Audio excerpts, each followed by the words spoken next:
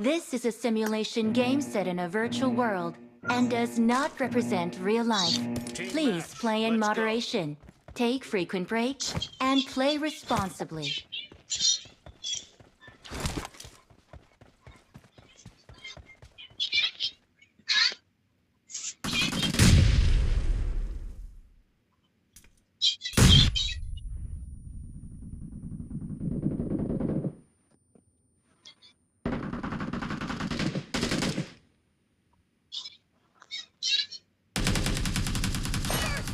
For the red team!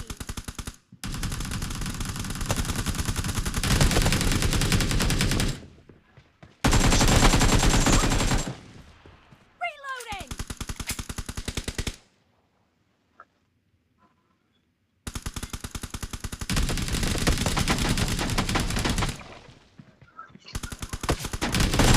Watch out!